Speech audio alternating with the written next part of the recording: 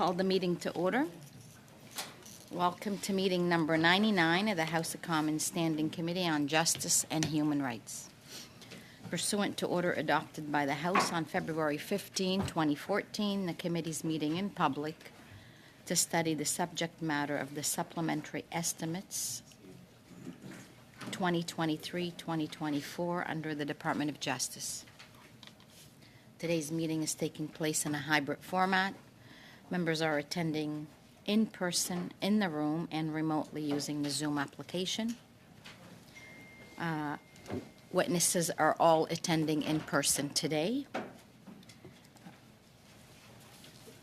The members attending by video conference have been tested and are aware of our procedure, including interpretation, so I won't go through those lengthy explanation this morning. So I want to inform the members that we're studying the subject matter of the supplementary estimates for the first 1 hour, and there will be no votes on the items. So I want to welcome today with us the Honorable Arif Virani, Minister of Justice and Solicitor General of Canada. It's not Solicitor General. Solicitor General was back in the 1980s. And the reason I know that, I was in high school and I participated in the very first model parliament. And I was elected, I don't remember if it was a nomination or an election, as the Solicitor General. And that was towards the time when, after that, they deleted Solicitor General from the books. So welcome, Attorney General. And Mr. Virani was already a member of the parliament at that time? No, I'm not even sure he was born. Oh, yeah. Also, with Minister Virani, we have officials assisting us today. Thank you for being here. Shaleen Curtis-Micallef, sous-ministre et sous-procureur général du Canada. Michael Souza, sous-ministre adjoint. Michael Souza, Senior Assistant Deputy Minister, Policy Sector. Bill Krall, Chief Financial Officer and Assistant Deputy Minister, Management Sector, and Elizabeth Hendy, Director General, Program Branch, Policy Sector. With us, we will do the normal round of questioning, and I will call witnesses.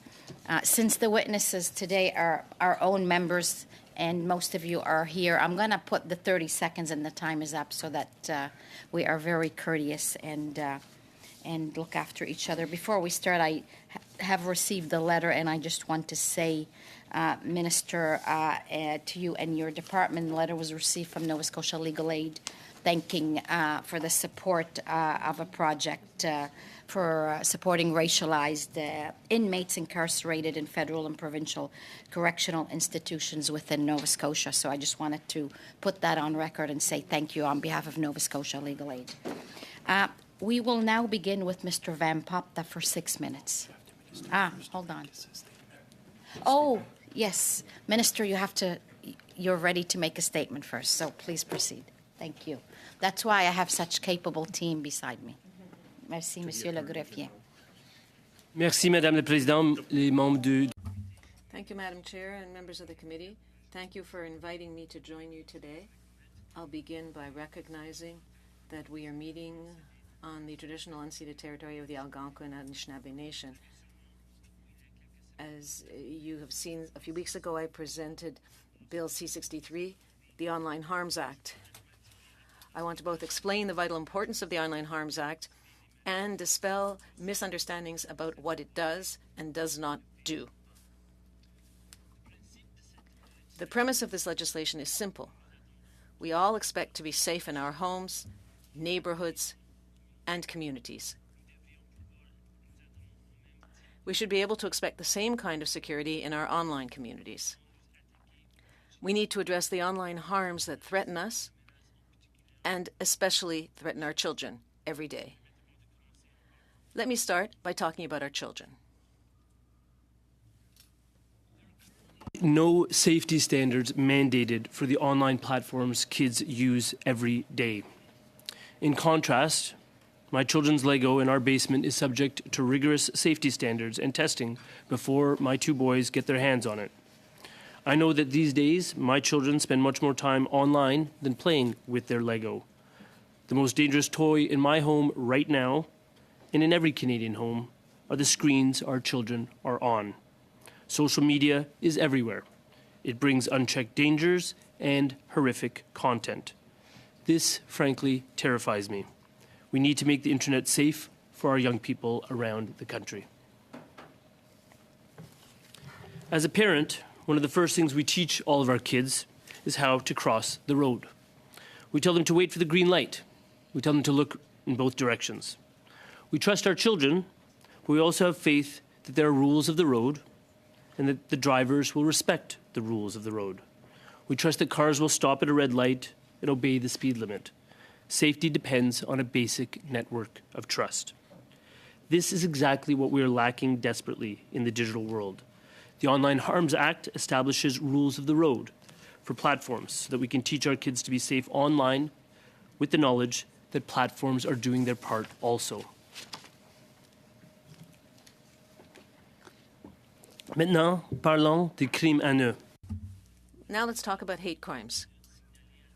The total number of police-reported hate crimes in Canada has reached its highest level on record, nearly doubling the rate recorded in the year 2019. Across the country are calling this increase staggering, quote unquote. Toronto Police Chief Myron Demkiw said this week that hate crime calls in his city of Toronto have increased by 93% since last October. Communities and law enforcement have been calling on governments to act. C-63 creates a new standalone hate crime to make sure that hate crimes are properly prosecuted and identified. Under our current legal system, hate motivation for a crime is only considered as an afterthought at the sentencing stage. It is not part of the offense-laying provision itself. The threshold for criminal hatred is high. Comments that offend, humiliate, insult do not hit the standard of hatred. They are what we call awful but lawful. The definition of hate that we are embedding in the criminal code comes straight from the Supreme Court of Canada in Keegstra and in the Whatcott decisions. We did not make up the definition of hatred we are proposing. It has been disappointing, though not surprising, to see the wildly inaccurate assertions made by some commentators about how sentencing for this new hate crime provision would work. I've heard some claim under this provision that someone who commits an offence under the National Parks Act would now be subject to a life sentence. That is simply false. In Canada, judges impose sentences following sentencing ranges established through past decisions. Judges are required by law, and every member of this committee who is a lawyer will know this, to impose sentences that are proportionate to the offence committed. In other words, the punishment must always fit the crime. If judges impose a sentence that is unfit, we have appeal courts that can overturn those sentences. So you may be asking, well, why not specify that, Minister? Why put a maximum sentence of life in the new hate crimes offence-laying provision? Well, let me explain. First, it's important to remember that a maximum sentence is not an average sentence. It's an absolute ceiling. Second, the new hate crime offence captures any existing offence if it was hate-motivated. That can run the gamut from a hate-motivated theft all the way to a hate-motivated attempt murder. The sentencing range, entrenched in C-63, was designed to mirror the existing sentencing options for all of these potential underlying offences, from the most minor to the most serious offences on the books, such as attempt murder, which can attract, right now, a life sentence. Cela ne signifie pas que les infractions. This does not mean that minor sentences will suddenly receive extremely harsh sentences. This would violate all the legal principles that sentencing judges are required to follow. Hate-motivated murder will result in a life sentence. A minor infraction will certainly not result in it. Another criticism I have heard is that this bill could stifle freedom of expression. This is simply not true. On the contrary, this bill strengthens freedom of expression. There are people in Canada who cannot speak out because they legitimately fear for their safety. When they speak out, they are mistreated and subjected to truly despicable threats intimidation, and harassment. Carefully balanced. We consulted, we looked abroad. We do not do an automatic takedown of material within 24 hours, except for child sexual abuse material or revenge pornography. We do not touch private communications. We do not affect individual websites that do not host user-generated content. Ce projet de loi protège les enfants et donne à chacun des outils dont ils ont. This bill protects children and gives everyone the tools they need to protect themselves online. We do not tolerate hate speech in the public square. We must not tolerate hate speech online. We have seen the consequences of unchecked online hate and child sexual exploitation. Ask the families of the 6 people killed at the Quebec City Mosque by someone who was radicalized online. Demandez aux jeunes garçons devenus orphelins à la suite de l'horrible attaque contre la famille Afzal à London, en Ontario. Demandez aux parents des jeunes qui se sont enlevés la vie après avoir été victimes de sextorsion par des prédateurs en ligne. Et enfin, permettez que je remette les pendules à l'heure en ce qui concerne la disposition relative à l'engagement de ne pas troubler l'ordre public. L'engagement de ne pas troubler l'ordre public n'est pas la détention à domicile. Ce n'est pas une punition. Les engagements de ne pas troubler l'ordre public sont des outils bien établis, utilisés pour imposer des conditions personnalisées à une personne lorsqu'il existe des preuves crédibles qu'elle peut blesser quelqu'un en commettant un crime motivé par la haine. L'engagement de ne pas troubler l'ordre public proposé fonctionnerait de façon très semblable aux engagements de ne pas troubler l'ordre public existant. À titre d'exemple, si quelqu'un publie en ligne son intention de dégrader ou d'attaquer une synagogue pour intimider la communauté, les membres de la synagogue pourraient transmettre cette information à la police et au tribunal et demander l'imposition d'un engagement de ne pas troubler l'ordre public après avoir obtenu le consentement du procureur général de la province. Des décennies de jurisprudence nous enseignent que les conditions doivent être raisonnables liées à la menace spécifique. Ainsi, les conditions imposées à la personne pourraient inclure le fait de rester à 100 pieds de la synagogue pendant 12 mois. Si la personne ne respecte pas cette simple condition, elle pourrait être arrêtée. S'ils respectent leurs conditions, ils n'en subiront aucune conséquence. Si nous pouvons empêcher que Wrong console. Guys? No, middle console's on too. Rising hate crime, our government believes that doing nothing in an instance like this would be irresponsible. And I think that's what explains both CIJA and the Special Envoy on Anti-Semitism's support of Bill C-63. Comme toujours, je suis ouvert aux suggestions. As always, I'm open to good faith suggestions to improve this law. I'm intending to get it right.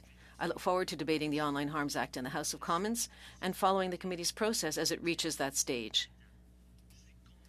I'm convinced that we all have the same goal.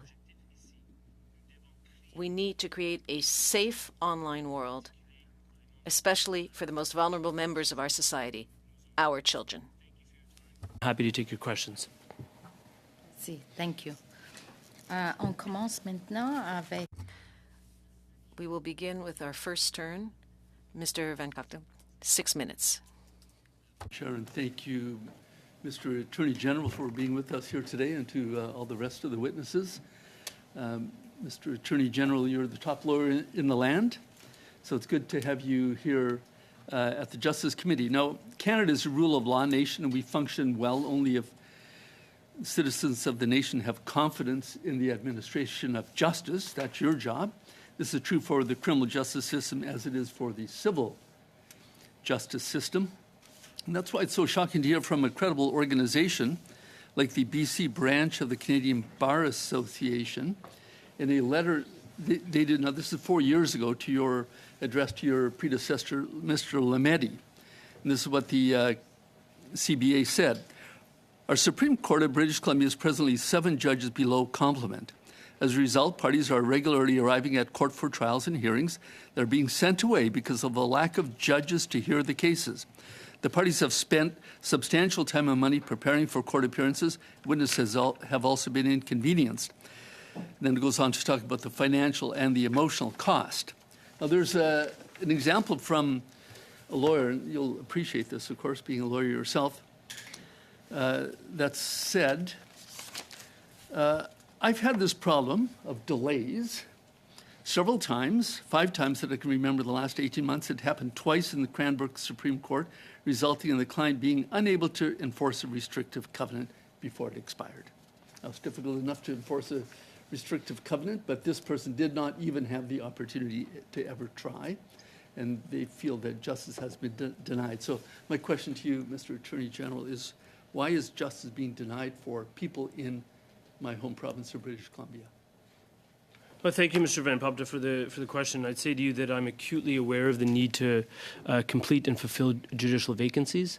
I would note for the record that in 7 months in office, I've appointed 74 judges thus far, and there are more to come in the immediate days that follow. I would say to you that I think it's important for comparison purposes to reflect on the record of the previous government that we replaced in 2015. The average number of appointments annually by that government was 65. So by that metric, I'm working twice as fast as the previous government.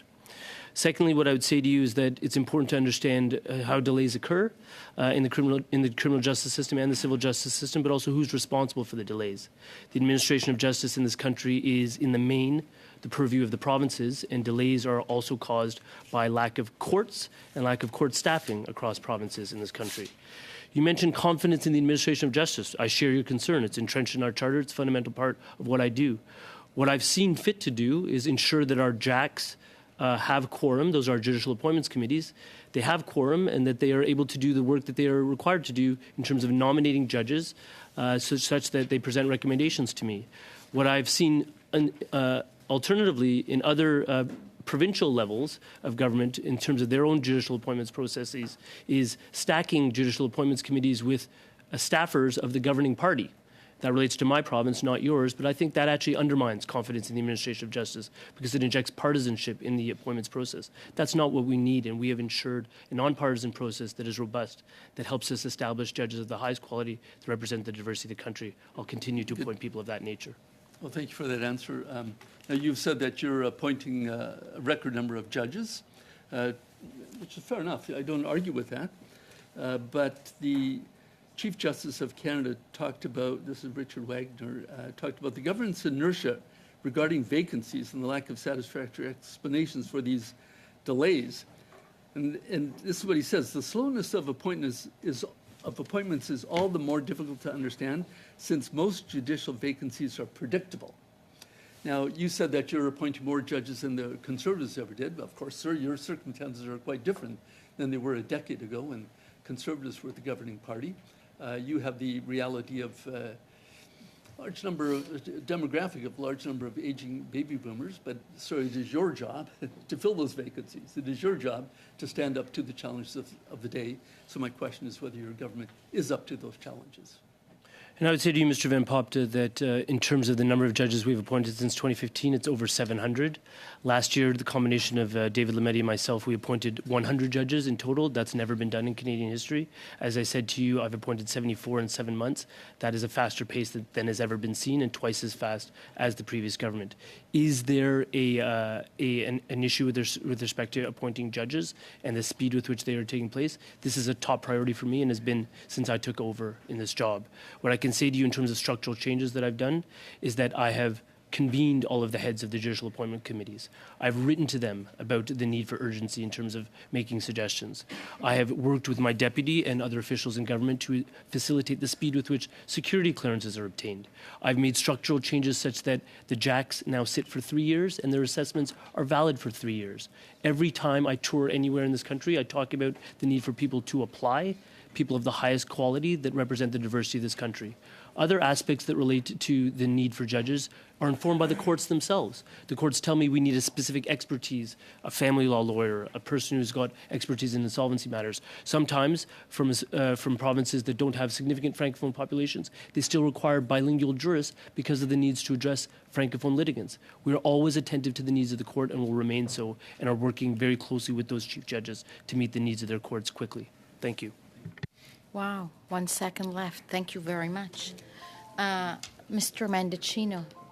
Thanks very much, Madam Chair. Good morning, Minister. Thank you and your officials for making your introductory remarks with respect to this important piece of legislation, which I think we're all united in wanting to see a thorough debate about, just given the the social harms that are at play, in particular with regards to vulnerable Canadians, young Canadians, women, and others. I really want to zero in on the part of the bill that deals with the Digital Safety Commission, because on my first reading of this proposed legislation, the powers that would be imbued within this new commission are extensive. And so, again, on my first review of this legislation, it would make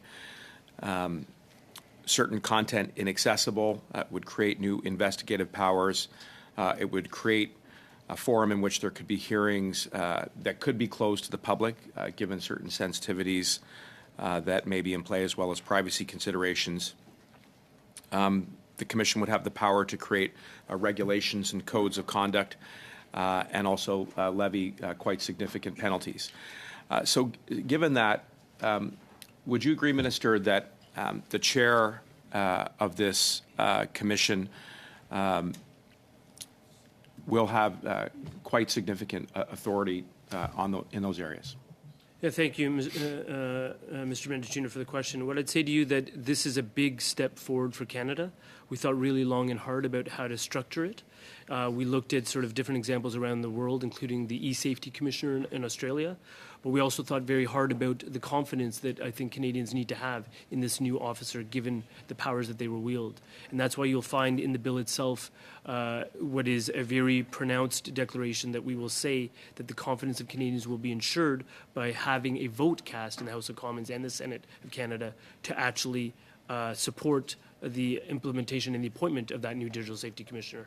That gives Canadians, through their elected representatives and through their parliamentarians, a direct line of accountability.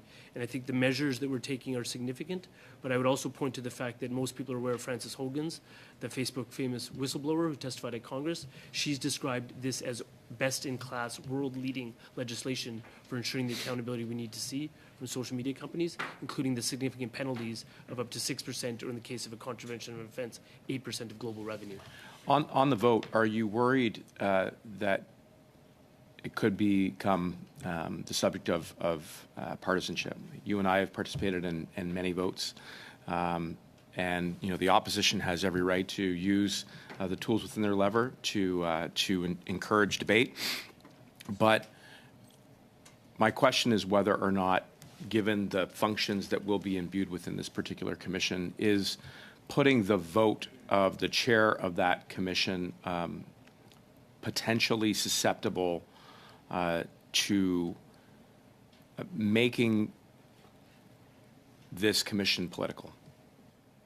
So, Mr. Mendicino, what I'd say to you is that on an issue about protecting children and empowering adults and protecting minorities who are vulnerable, I think we have to rise above partisanship. And I don't mean to sound Pollyannish. I would say to you that as a case in point among those legislations that we've consulted around the world, there's one promoted by the Conservative government of Rishi Sunak in the last 14 months. Conservative governments around the world, liberal governments around the world are acting in this area because the need to act is severe. So that's the first point. The second point is that I believe we can cooperate. And I believe that empowering all parties, from the smallest party or an independent member to the official opposition or the government, to vote on this demonstrates that we want Canadians to have confidence, and we're determined to ensure that they have confidence in such a significant office. And it's clear you've given a lot of consideration to the model of choosing what will be the first chair of this commission once it's in effect. Would you agree that the chair will have powers that make the role quasi-judicial? In other words, similar to the role that judges play and other individuals who are responsible for the administration of tribunals that will adjudicate on the kinds of issues that are contemplated in this bill? There's no doubt in sort of determining whether the safety plan meets the standards that are required, in issuing orders, in determining whether offences have occurred, and issuing penalties. That has aspects of quasi-judicial function. But what's also important is that, as a lawyer should, I ascertained and verified that we would also have procedural fairness at every step of the way for the parties that are involved, and also a possibility for judicial review in a court of law after the fact. So you get Facebook making a determination, that's reviewed by the new Digital Safety Commissioner. The Digital Safety Commissioner's decision can also then be reviewed in a court of law. I'm steadfast in my belief that Canadians have confidence in our world-class jurists and in their ability to execute an impartial determination about the veracity and validity of those decisions. That's important for procedural fairness. It's important for confidence in the administration of justice. And that's quite clear through your intervention. Are there any other positions that are quasi-judicial in their nature that are subject to a vote in the way that the Digital Service Commission is being proposed in this legislation through both the House and the Senate? I would need to get back to you on that and consult with my officials. I'm not sure if my officials have the answer to that. If you could do that, Minister, that would be very much appreciated. Thank you for answers. I'll yield the rest of my time to the Chair. Thank you very much. Much appreciated. I will now go to Monsieur Fortin. La parole est à vous pour 6 minutes. You have the floor for 6 minutes. Thank you, Chair. Thank you, Minister, for being with us this morning. Well, I have several questions that come to mind. I'm going to have to try to be orderly. I would have liked to have more time, but I understand that we have to proceed in this way. So first, questions about legal aid for refugee immigrants. This is something of concern to us at the Bloc Québécois. We have an issue in Quebec, amounts due from the federal government that aren't getting to Quebec, and Quebec is continuing to spend on newcomers. And then official languages where there's $1.2 million of funds destined, but I'd like to know how you're distributing this funding among the provinces. And then there's the issue of systemic racism. And do you wish to assist judges in imposing sentencing that take this into consideration? How is this going to be done? How do you define systemic racism? And what about cybersecurity in courthouses? These are all important and essential issues that unfortunately I will not be able to address this morning. But I will try. And also about your Bill C-63 that you mentioned in your introductory comments. I'm not sure that there's much relationship with budgets, but it is an essential matter. And about C-63, I'm wondering why you didn't introduce the verification process as proposed by Senator Méville-Duchesne, which seems to be a wise idea. But this is not mentioned at all in B-63. Same thing. At the Bloc, we proposed the abolishment of the 2 religious exceptions in the Criminal Code, which seems to be essential in the current context. How is it that you can still invoke defense about committing a hate crime and spreading hate, basing oneself on a religious text? This seems absolutely abhorrent and runs contrary to the values of all Quebecers. And I'm sure that the rest of Canada also shares these values. So these are all essential issues. But I'm going to focus on 2 important points. Recently, a bill was passed dealing with the creation of a review committee for legal errors. I would like to congratulate you for this. I think we were due. We will have 9 judges on that commission. I'm a little surprised that this was not provided for right from the beginning, but I'd like an amendment about whether these 9 judges are going to be bilingual. This seems to me to be a very conservative goal. Conservative I mean conservative with a small c. I think 9 judges in the entire country shouldn't be so hard to find. But then there was an objection by some of my colleagues, including one of your Liberal colleagues. I'd like to know what you think about this. Shouldn't an effort be made if we wish to have a justice system that's bilingual so that the 9 judges, we're not talking about 900, we're talking about 9 judges, be bilingual? I'd like to hear what you have to say about that. Thank you, Mr. Fortin. For legal aid, we have already made... No, I'm sorry, you didn't understand me. These are subjects I would have liked to deal with, but there's only about 3 minutes left. I'd like us to move to the question I'm asking. The Legal Errors Commission. Well, in the last fiscal year, over $80 million were already spent on legal aid. Our devotion to official languages is clear. And you can ask questions to my department. No, I asked one question. The Legal Errors Commission, the Miscarriage of Justice Commission. What about this? Well, may I answer the question, Madam Chair? We are disappointed with the filibustering tactics by the Conservatives with respect to this bill and how to address the files of people who speak French. Of course, there's always going to be translation. in the processes and proceedings for this new commission. And this will help complainants or those who wish to make a claim. In terms of S210, this is false. Honourable Minister, you are conducting a monologue. I asked a simple question, yes or no. Are you for or against the bilingualism for the judges in the Miscarriage of Justice Commission? I appreciate your work. You're an honest man, a serious man. I don't understand why you're just avoiding my question. Just say it simply, and then I'll move on to the next one. You tried to address several different files. No, I said I would have liked to, but I didn't. With S210, what I'd like to point out is that age-appropriate design features is in Bill C-63, and we always must safeguard privacy rights of Canadians. We only have a little bit of time left. Are you going to continue with this dialogue, Mr. Minister? We have age verification. Well, I have to give up on my turn because I understand that the minister does not want to answer my question. I'm giving the 30 seconds to one of my colleagues. Perhaps they can get him to talk about a topic that he wishes to talk about this morning. Thank you, Mr. Minister. May I continue, Madam Chair? You can't continue. Madame la Présidente, Madam Chair, may I continue for 20 seconds?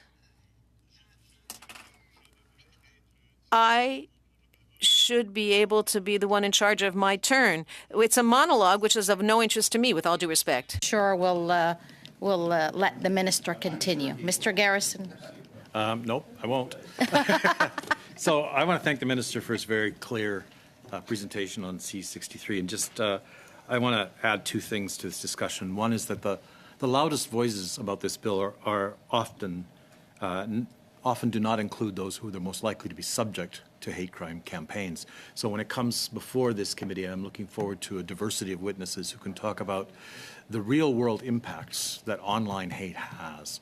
And we've seen it again and again. And it's often well organized. I stood outside the House of Commons and defended the rights of trans kids. Within one day, I had 700 emails with the same two-word defamatory and hateful phrase used to describe me. And now I'm a privileged person. I have a staff. I have all the resources and supports I need. But when you think about what happens to trans kids and their families when they're subjected to these online hate crimes, it has very real consequences. So I'm looking forward to us being able to hear from diverse voices, and in particular those who are most impacted. And I know this is not really a question to you at this point.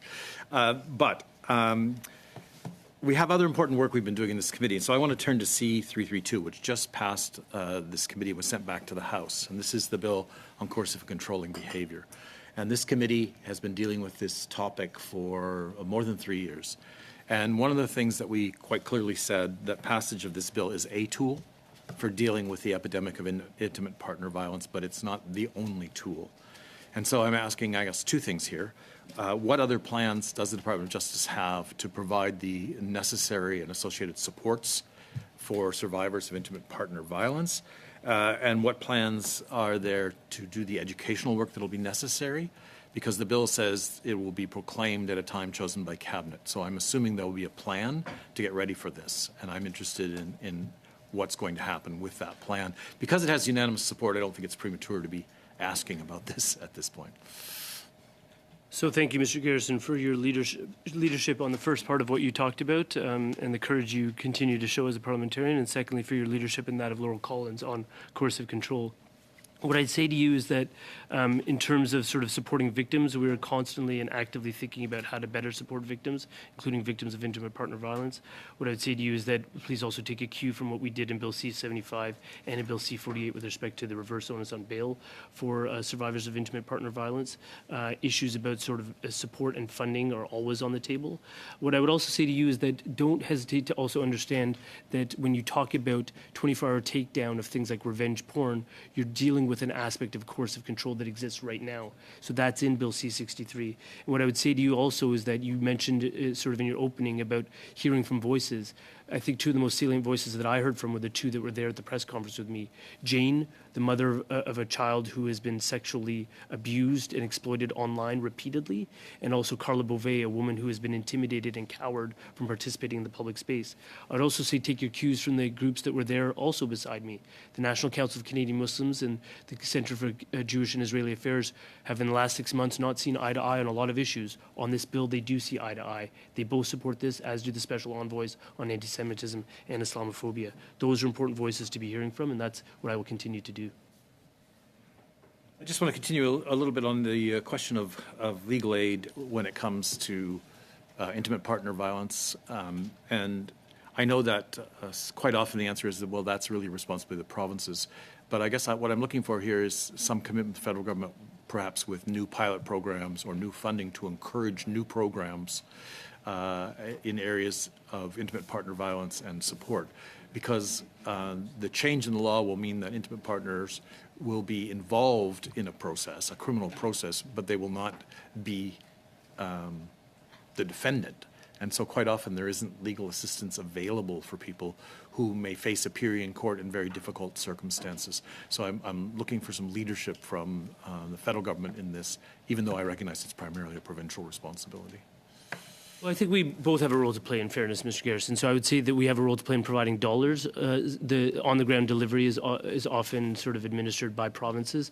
We've been quite strong in terms of our support for both immigration and refugee legal aid and criminal legal aid. But I would reflect back on what the chair mentioned about targeted supports in Nova Scotia for racialized communities. I believe strongly in supporting vulnerable people who are in need of legal aid assistance. So if there are proposals that are put before me about how we can address legal aid in an acute manner that helps women in the main who are dealing with intimate partner violence, I am all ears for that kind of discussion, because I think those kinds of targeted supports are necessary to really fulfill the promise of ensuring that people's rights are vindicated. Thank you, and we will follow up with you on that. Mr. Van Popta opened with a question about confidence in the justice system and the appointment of judges, and I think we all acknowledge that this whole system has to do better in terms of filling judicial vacancies, and I do acknowledge your personal efforts to do that. But there's a second part to confidence in the justice system, and that is people have confidence in the system when they see themselves represented in the system rather than just subjected to it. And so I wonder if you could comment on the nature of the judicial appointments and how progress is being made, if it's being made, to make the judiciary reflect the face of Canada. I'd very happy to address this. When we took office, about 30% of the Conservative government's appointments had been women. 53% of our appointments are women. When I came into office, the record of our government is about 11% racialized candidates being appointed. I've appointed 20% racialized candidates. I believe strongly in a strong, highly intellectually competent bench, but also a bench that reflects the diversity of our country, because I believe that that helps ensure confidence in the administration of justice. Thank you very much, Minister, and thank you, Mr. Garrison. We will now commence with our second round, and we'll go to Mr. Moore for 5 minutes. Thank you, Madam Chair. Minister, we're here on the estimates today. You spent your entire speech, opening remarks, on a defense of Bill C-63. And I recall your predecessor, Minister Lametti, when he was here. And I asked him a question. It was on the issue of MAID, when I think 25 constitutional experts said the minister's opinion on the matter was wrong. So I asked the minister, who's right, you or these 25 constitutional experts? And he said, I am. And that kind of hubris is probably a good reason why he's no longer here, and now you are. But we're starting to see that same thing on C-63 with yourself, when virtually everyone has come out and said that this is an effort to tramp down on freedom of speech. Even Margaret Atwood described Bill C-63 as Orwellian. David Thomas, who was chairperson of the Canadian Human Rights Tribunal, he said, and I'm quoting him, "The Liberal government's proposed Bill C-63, the Online Harms Act, is terrible law that will unduly impose restrictions on Canadians' sacred charter right to freedom of expression. That is what the Liberals intend. By drafting a vague law, creating a draconian regime to address online harms, they will win their wars without firing a bullet. So there's a diverse group of people that feel that Bill C-63 is an outrageous infringement on Canadians' rights.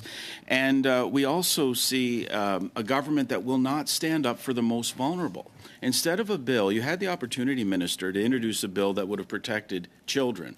But your government, true to form, could not resist taking aims at their political opponents. This is not about hate speech. It's about speech that Liberals hate and shutting that down. And now, Bill C-63, if it ever unfortunately were to pass, it too will be struck down by the courts. And if you were in a position to appeal it, I have no doubt you would. And that brings me to my question on your government's radical agenda. You've decided to file a number of appeals in recent court rulings. You've appealed a ruling that found the invocation of the Emergencies Act was unconstitutional. You appealed a ruling that found that the plastic bag ban and the plastic straw ban that Canadians hate so much was unconstitutional. You were quick to appeal those. But when the Supreme Court ruled that the 6-month minimum sentence for the crime of child luring was unconstitutional, you chose not to file an appeal. So, Minister, why is it when your government's radical agenda is challenged in the courts, you're quick to appeal, but when vulnerable Canadians' lives are at stake, you choose not to appeal? Mr. Moore, I'll say to you that I disagree with pretty much everything you just said in terms of how you've characterized things. And what I'd say to you is that look at actually the constitutional record internationally. We looked at France, Australia, Germany, England. In France, a takedown provision across all sets of content, including hatred content, was struck down as unconstitutional. That's specifically why we are not pursuing that. We have a takedown provision within 24 hours of child pornography and revenge porn. I'm sure and I hope we can agree on that, Liberals and Conservatives. We do not have an immediate takedown provision over other materials. That's the first point. The second point is that you talked about the author Margaret Atwood. I have tremendous respect for Margaret Atwood. I've invited her into a conversation about the nuances of this bill. She has a concern about freedom of expression. I share that concern. I'm duty-bound to uphold freedom of expression. I swore an oath to the Constitution. I'm the only cabinet minister that does. What we've done through a careful approach is look at how we can calibrate the important need to keep Canadians safe and to protect liberty of expression. If you listened to Carla Beauvais at the press conference, Mr. Moore, you would have heard her talk about the fact that her own speech is being curtailed because she is so intimidated from participating in public discourse. We're trying to empower that public discourse. There are safeguards in the bill, Mr. Moore, that I would urge you to look at about how Facebook makes its determinations in terms of ensuring that they respect freedom of speech, how the Digital Safety Commissioner must ensure that non-discrimination occurs, and how courts would review these processes to ensure that liberty of expression is always maintained. Madam Chair, we're going to have lots of time to debate Bill C-63 in the future. I think the verdict is coming out very quickly on that. I do want to use what's left of my time to move now my motion regarding former Minister David Lametti on the issue of ex-Judge Delisle, where the minister ordered a new trial. So I'm moving that motion now, Madam Speaker. Thank you. I recognize Mr. Maloney. Are you proposing to debate the motion now, Mr. Moore? Well, I'm assuming there would be near unanimous support for it in light of the stories coming out of Quebec right now about Minister Lametti ordering a new trial in the case of this judge that was found guilty of murder. So if we can have, if it can pass by unanimous consent or have a vote on it now. Madam Chair, then, given that we're here. Hold on. Yes. Mr. Maloney, you have the floor. Thank you, Madam Chair. I was going to say, given that the minister is here at the request of all parties and with enthusiastic support from the opposition, I would move that we adjourn debate on this motion, get back to the issues at hand. Because not only do we have the minister here, we have the officials here. I think we should use the time we have to discuss the issues we're here to discuss. Okay, we need to take a vote on this. Madame la Présidente. Oui? Sur la motion pour ajourner de M. Maloney, j'aimerais intervenir. On the motion to adjourn, I'd like to intervene. May I? Okay. No. Maintenant. On vote. So we vote to know whether we adjourn the motion. May the minister be allowed to answer the questions we have on the budget? And if the minister refuses to answer, then do we move on to Mr. Moore? No. We have not finished the first hour. Clerk, could you take the vote? Vote? Yes, okay. Okay. So on the motion to adjourn the debate on Mr. Moore's motion, Mr. Maloney, Yes. Madame Brière, Oui. Madame Dillon. Oui. Merci. Monsieur Mendicino, Yes. Mr. Housefather, Yes. Mr. Moore, No. Mr. Paulus, Monsieur Paulus, Monsieur Van Popta, No. Madame Gadu, No. Monsieur Fortin, No. et Monsieur Garrison. Yes. Il est 6-5. Motion dure. Okay. Debate's adjourned. Merci beaucoup. We will now continue, and Madame Brière. Madame Brière, you have 5 minutes. Thank you, Chair. Good morning, Minister, and thanks to all of your team for being here this morning with us. We are living in an increasingly divided world. Even though everyone has a right to their opinion, there are pros and cons on several subjects. And there are those in favor of and against certain subjects, and we are quick to categorize people and give them a title in an increasingly complex world. And perhaps because of my previous work, I believe that it would be better for us to be more caring, listen better to each other, and show open-mindedness. In your comments, you referred to Bill C-63, which intends to protect children online. We have heard many things about this bill. I have 2 questions. First question. Do you believe that the definition of hate speech included in C-63 will really make it possible to achieve the goal of protecting children online? And my second question. The bill seems to be open to being applied in prevention. In other words, before an individual has said or done anything. I would like to hear what you have to say about that. Thank you. Thank you, Madame Brière. What I'd like to point out, because it deals with the same subject that Mr. Moore raised, is that, first of all, in English, Online hatred has real-world consequences. Again, talk to the Afzal family, Mr. Moore. Talk to the family of the 6 men that were killed at the Quebec Mosque in terms of those real-world consequences. Secondly, it seems that conservatives seem to be operating in this make-believe world that hatred isn't already regulated in Canada. We have 318 and 319 of the Criminal Code.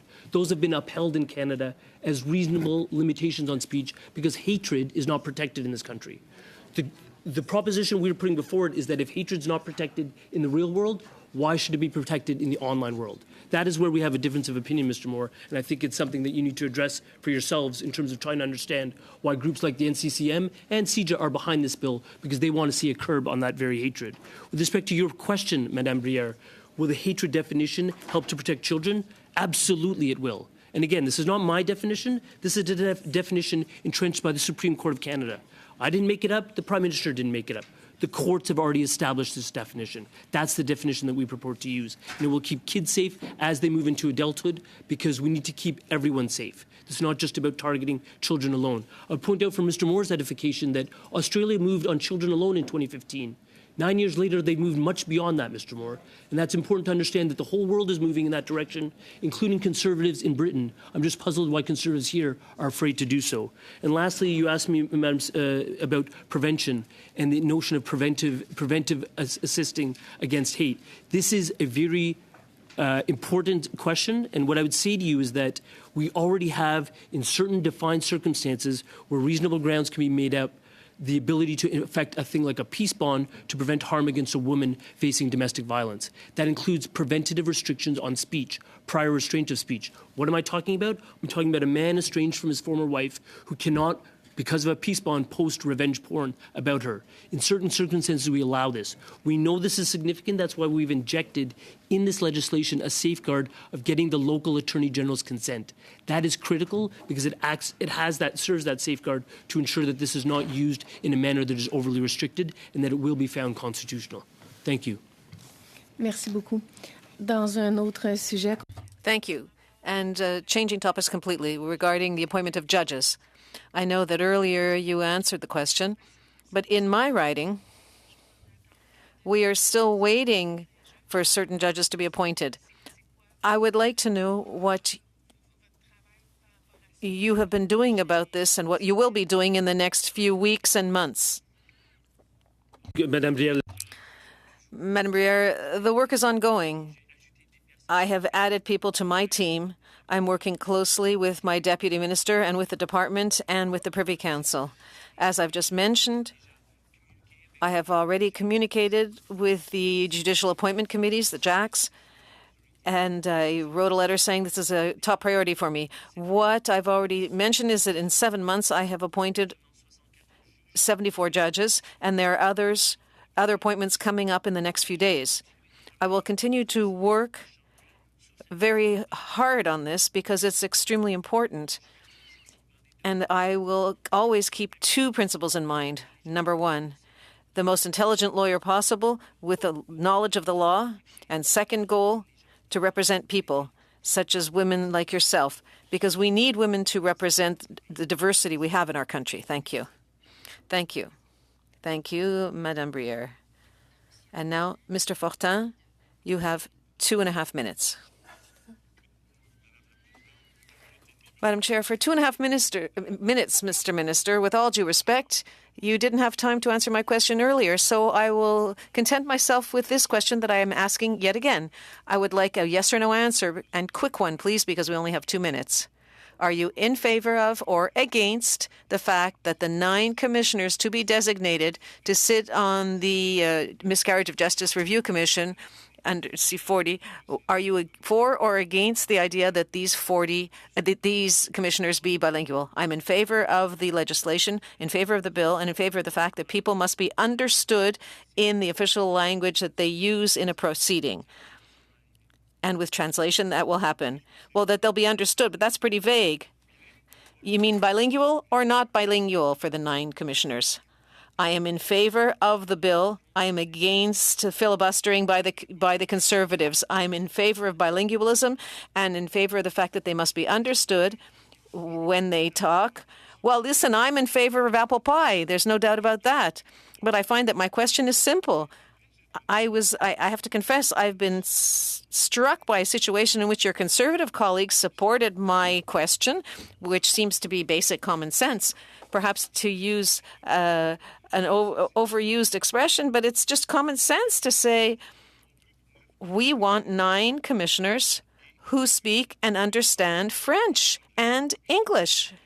I don't find this to be abusive. 9 out of I don't know how many dozens or millions we're talking about of citizens in Canada.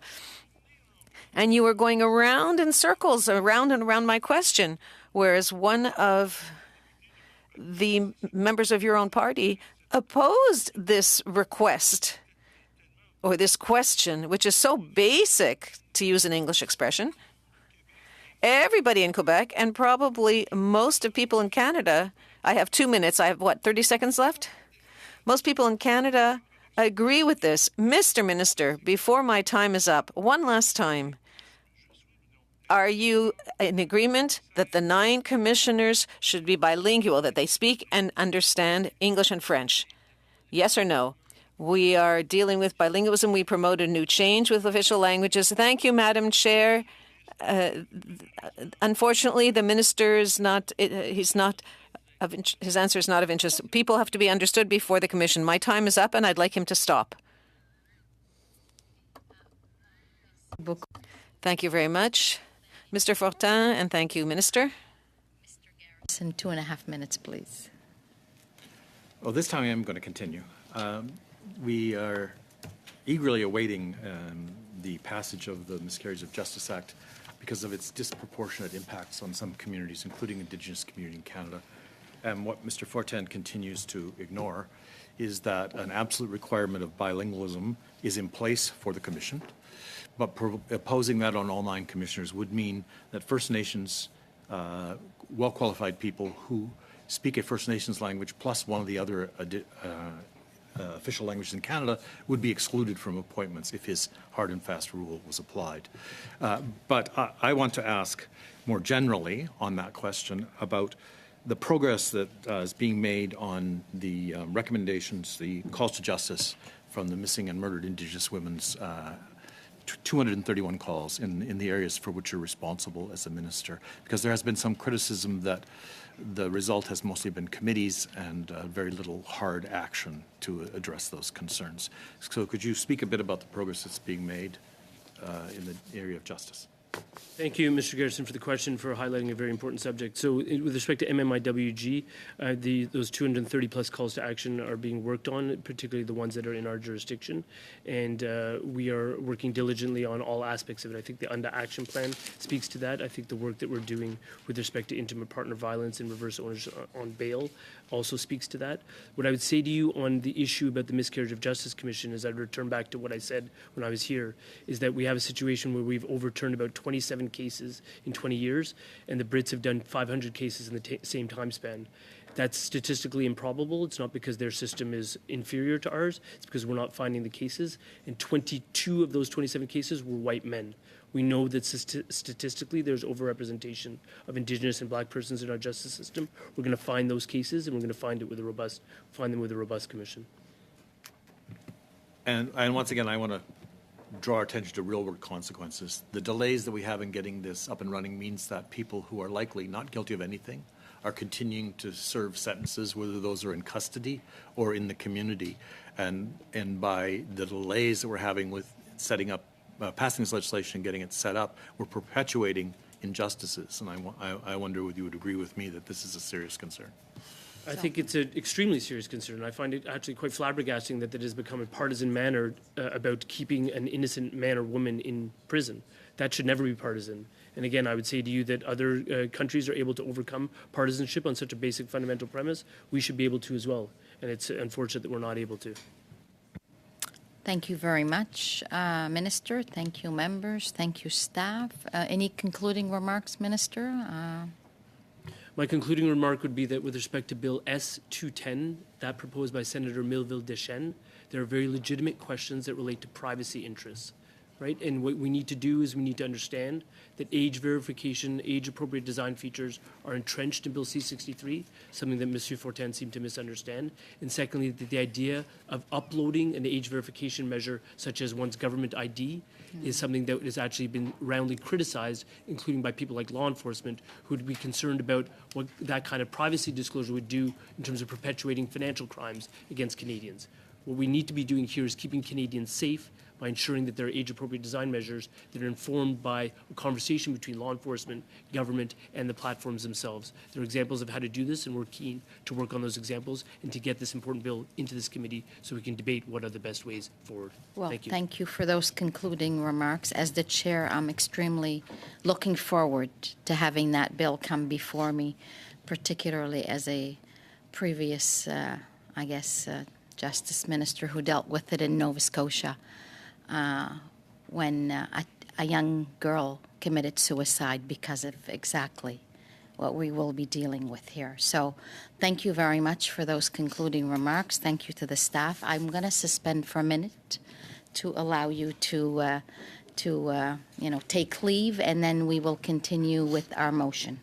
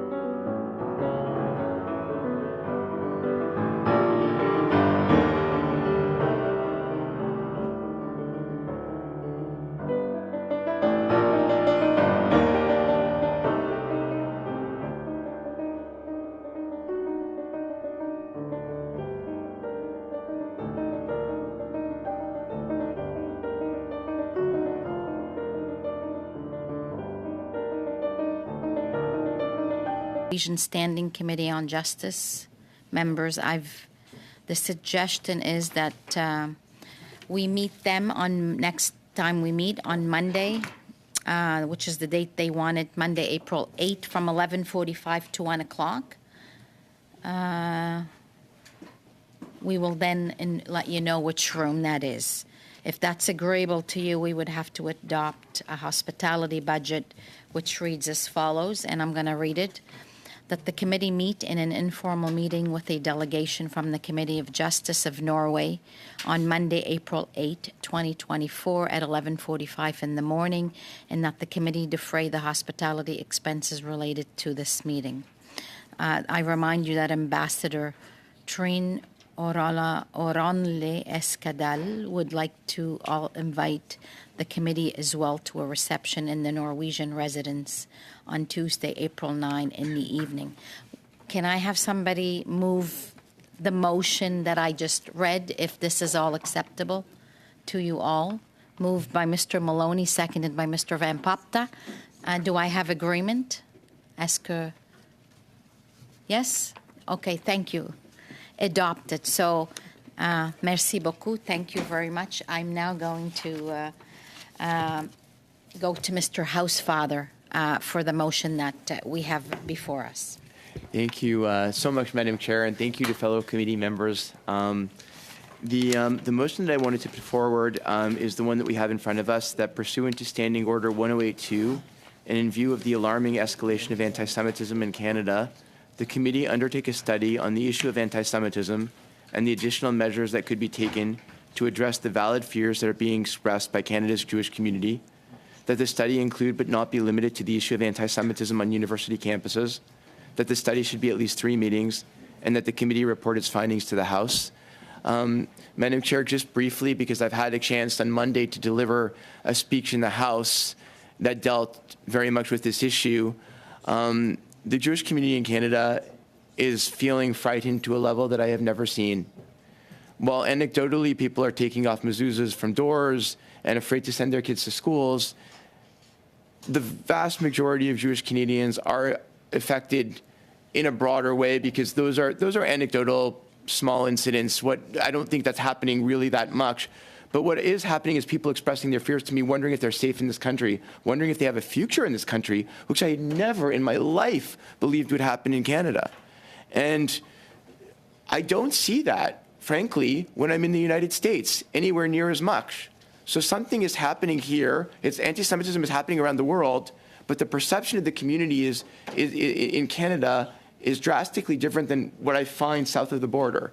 And so I really think the committee needs to look into what is happening, what can we do, and I'm going to talk about 2 issues very briefly, Madam Chair, that I think are the most poignant, most important. One of them is the demonstrations that are happening and the lack of policing related to those demonstrations.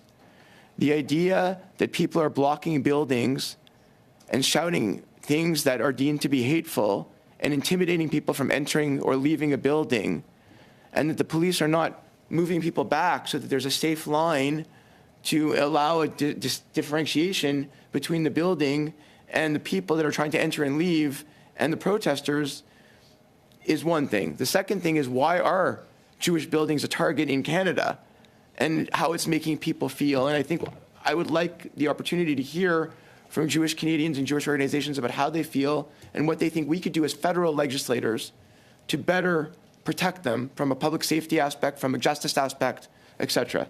The second issue is what's happening on campus. The biggest place where you find people feeling scared and intimidated is on campuses, and this is happening from Newfoundland to British Columbia. It's happening in my province of Quebec. It's happening in Ontario. It's happening everywhere. And we had written a letter in December, me and some other colleagues, to the deans, the presidents of the biggest universities in Canada. We have received responses from all of them, Madam Chair, that we can table.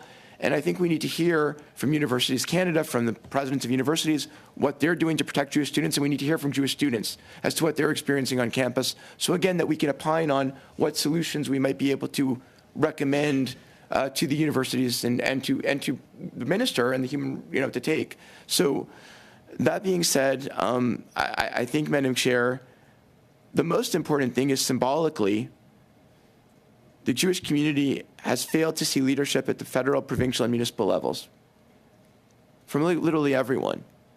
And I think if they saw our committee was interested in this issue, that there was a forum for them, and that we were taking their concerns seriously and listening to them, it would be a morale boost because they would think that at least someone cares and there's a hope. So I'm hoping, Madam Chair, that my colleagues would agree to do this study. And of course, I'm happy to listen to amendments and yield the floor. Thank you, Madam Chair. Thank you, Mr. Housefather. Mr. Mendicino? Madam Chair, thank you. I obviously wholeheartedly support my colleague, Mr. Housefather's motion. And while he is true in all aspects of his remarks, I would add one important caveat, and that there has been a tremendous demonstration of leadership on the part of Anthony Housefather on behalf of his community in the face of some of the most vile hate that I have ever seen, certainly in my lifetime, in a way that I hope that his community will take some hope and inspiration from.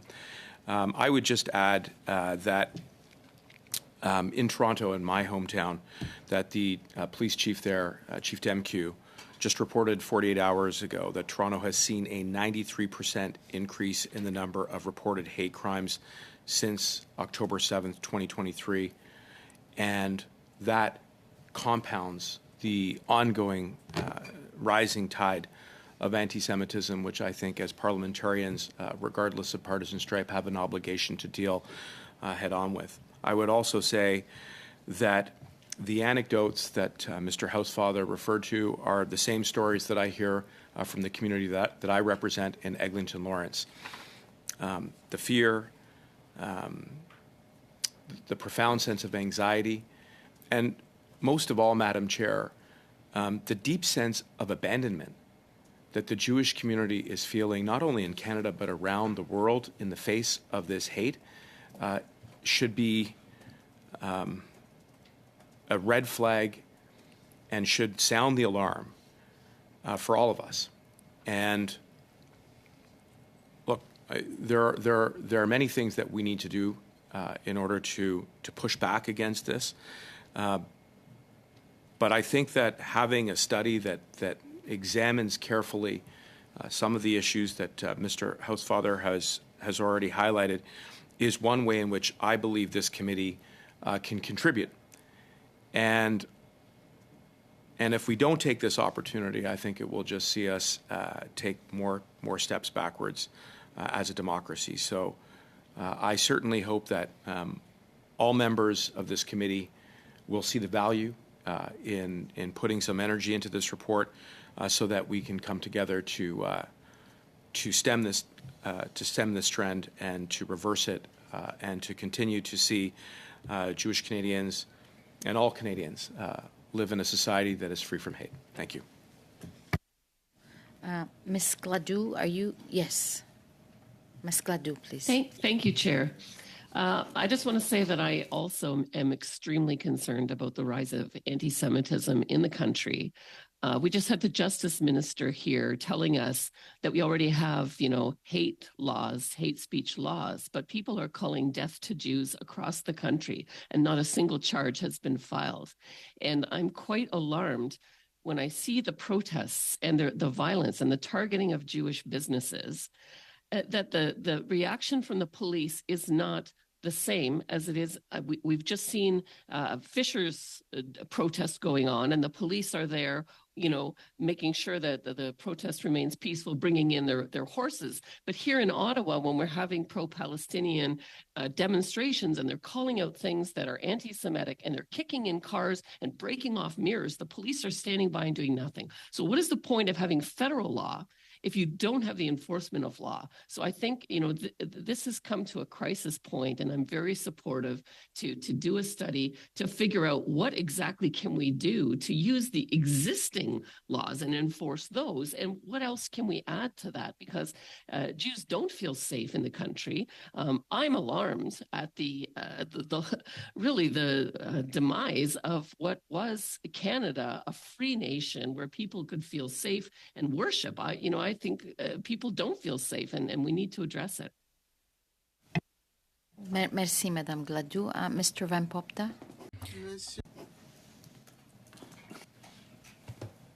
Good, thank you. Thank you, Madam Chair, and thank you to Mr. Housefather for his courage in standing up for the Jewish community and putting forward this motion. I think it's a very important study, and I support that we undertake that study. In my home province of British Columbia, my University of British Columbia, there was a referendum or a threat of a referendum recently to terminate the lease that Hillel House has had on campus for many years. It's a very significant presence in the university, and it was a haven for the Jewish student body there. Now, thankfully, the referendum didn't go ahead with the good leadership of the Students' Association, but just the fact that the referendum was even suggested, I think has been very, very disturbing for not only people in my home province of British Columbia, but throughout the country. The motion also would have included a BDS sanctions, boycott, divestment, and sanctions against Israel and anything to do with Israel. And that's just the newest form of anti-Semitism. And I just find that all very disturbing. So I'm very supportive of having this study to better understand what is going on here in Canada with anti-Semitism, is something I never thought I would see in my lifetime, and also to demonstrate to the Jewish community that we stand with them and that they are an important part of Canadian culture. Thank you. Thank you, Mr. Van Popta. Mr. Moore? Thank you, Madam Chair. Just to say that, I've read, we've had this motion before us for quite some time, and I think it hits to something that should be of concern for all Canadians and all parliamentarians. And, I'll just speak briefly on, as Mr. Housefather was mentioning, the lawlessness around some of these protests and the fear that that's instilling in many Canadians. So I can't imagine the fear that it would instill in people in Canada's Jewish community.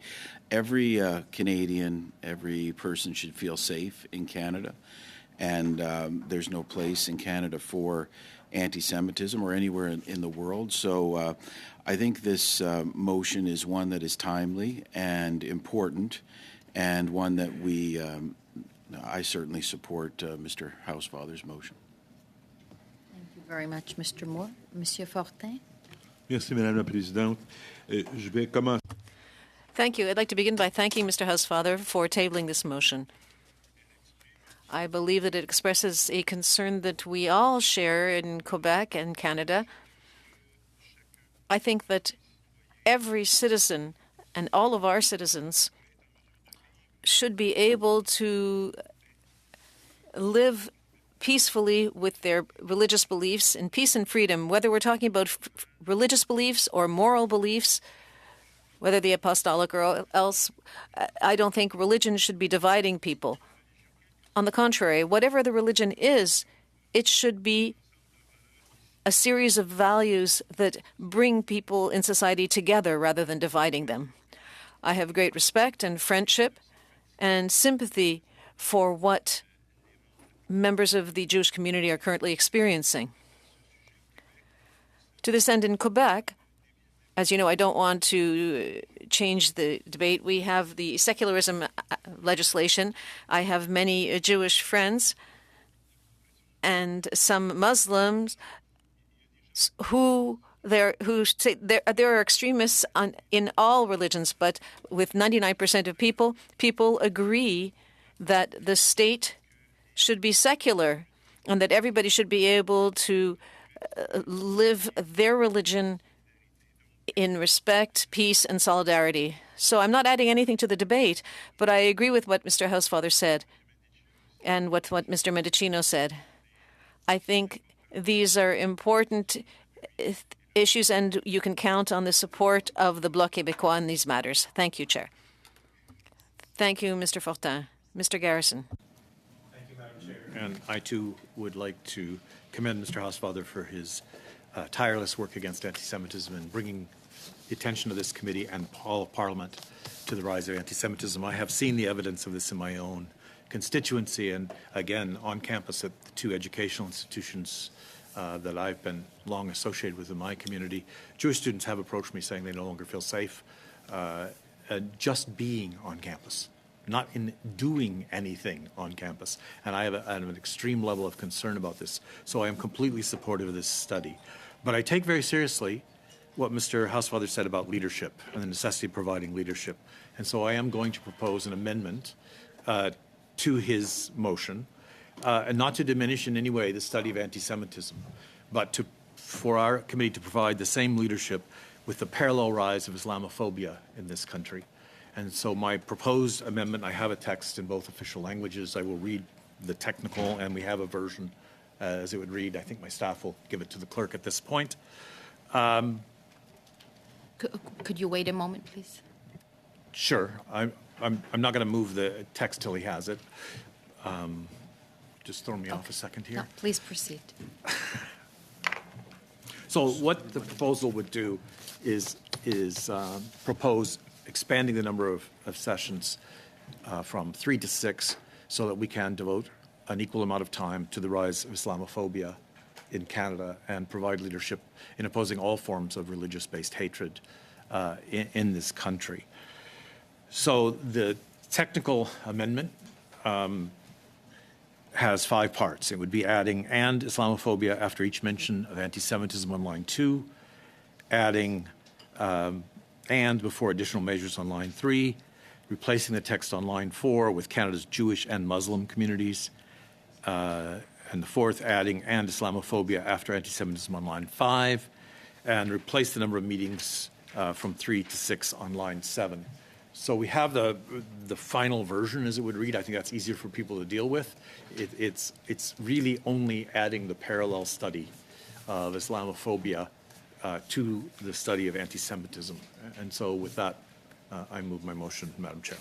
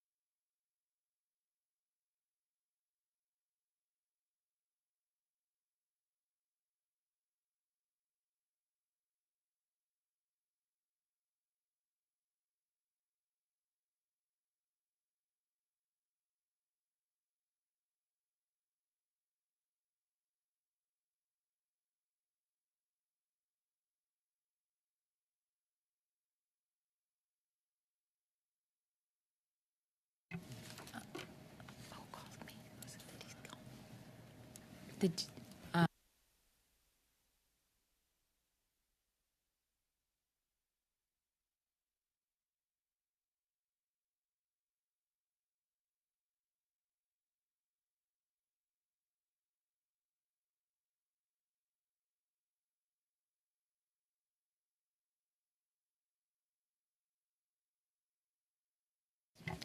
just going to give a minute for people to read that.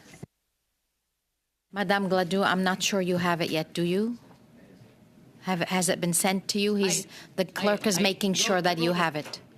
Yes, I'm fine. I just wanted to make a comment if I'm on the speaker's Okay, list. yeah, we'll hold on a moment. Maybe you and Madame Anjou Dillon can confirm if you've received it yet. Yes? He's ensuring that you both receive it, so.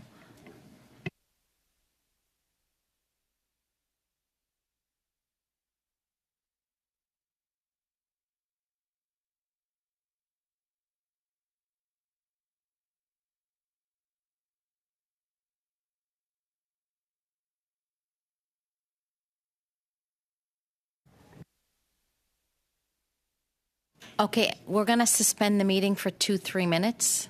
That seems to be the best while everybody's reading it and taking a look at it. Thank you.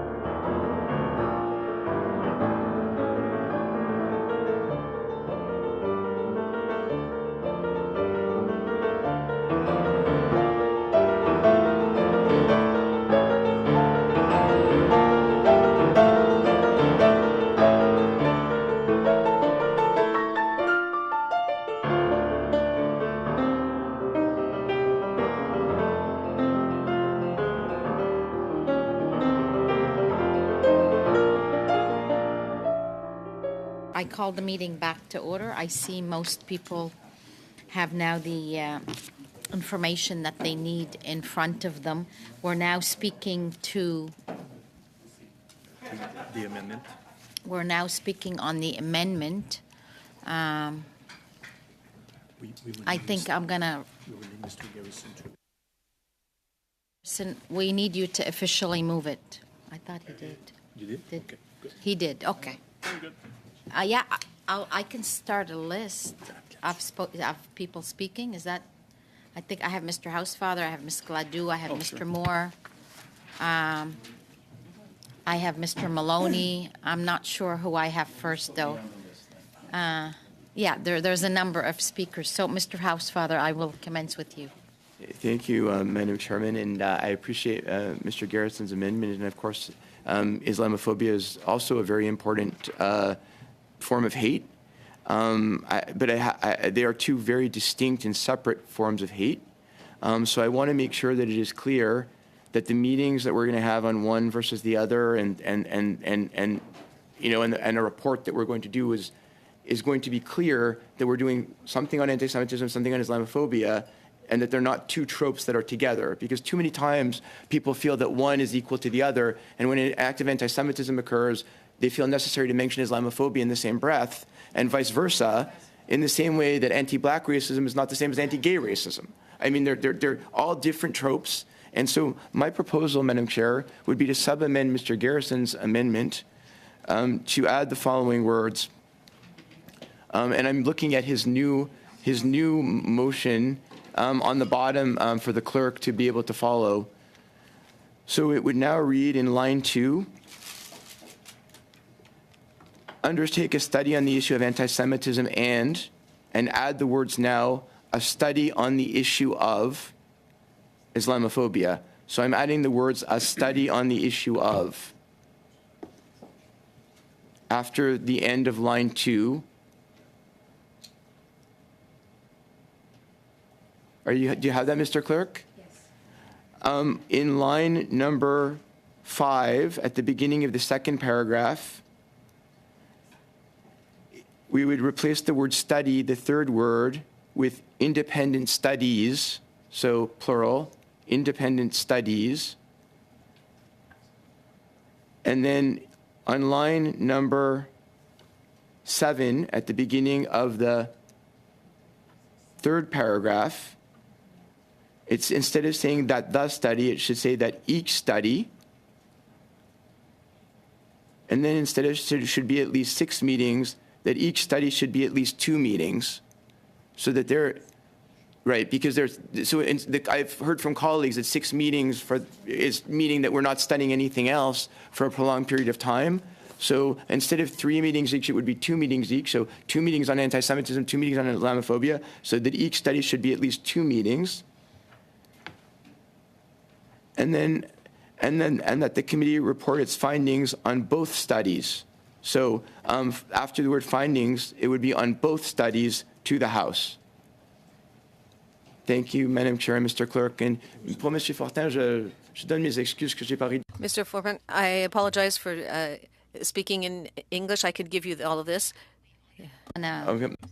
Yes, we understood this.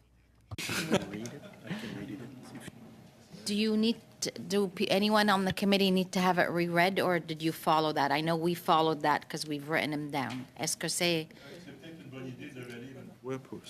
Perhaps it would be a good idea to reread it. Would you like us to reread it? To be sure that we're all working on the same version.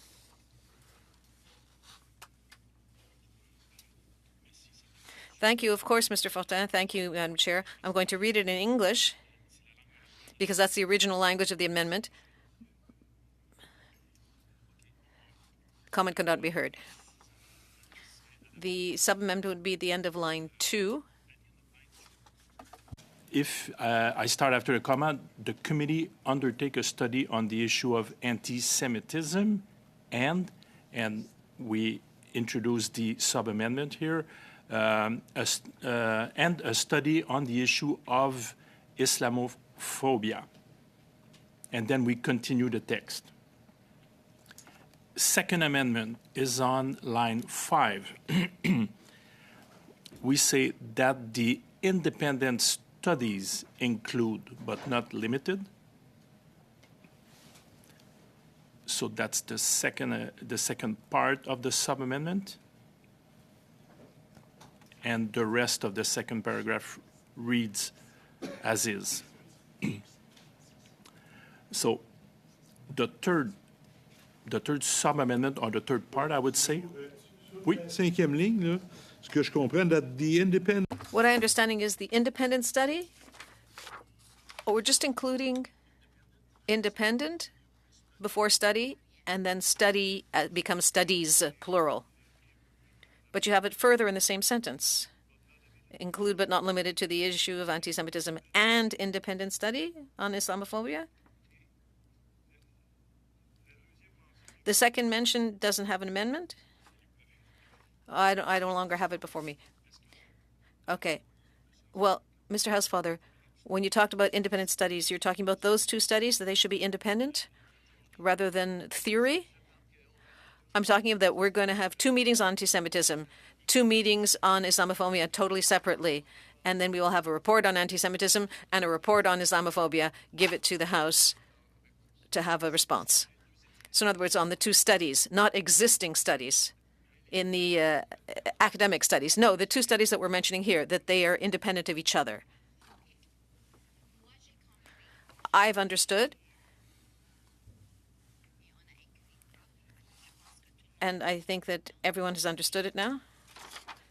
Mr. Maloney? Add that maybe you should include the word consecutive so that they go one after the other, and that so you don't complete one and then interrupt it by something else. So they should go up one after the other. 2 and 2. So 4 consecutive meetings, yes.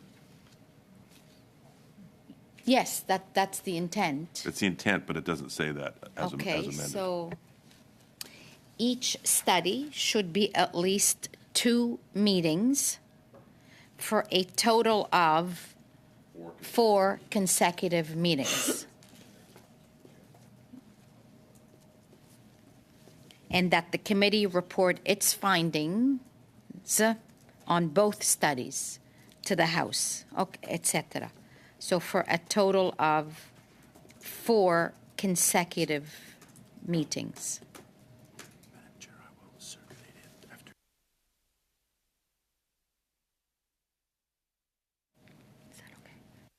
I'm receiving nods from everybody that everybody seems to be in agreement. Ms. Gladue, you have your hand up. Yes, Chair. So You're not? I recognize that Islamophobia is certainly continuing to be an issue in the country. But I would like to just point out that there was a significant study on it after the M103 motion. The Senate also completed a study. The Canadian government did a summit with many recommendations. And at the same time, I don't want to exclude other religions. We know that there have been 80 Christian churches torched, pastors locked up without bail. The Hindu community has reached out to me to let me understand that they are receiving hate speech and death threats. And so while all religions appear to be under attack, I don't want to dilute Mr. Housefather's original motion that talks about the crisis we're facing right now with the rise of anti-Semitism, rising by as much as 700% in some places, violent crimes, people are unsafe. And so, I'll defer to the will of the committee, but I do think that has to be the priority.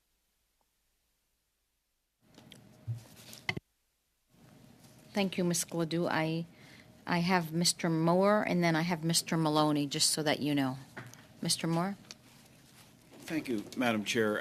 We have a number of studies that have been proposed by members around the table. One of which, and I think it's a very important one, is the study proposed by Mr. Housefather dealing with anti-Semitism.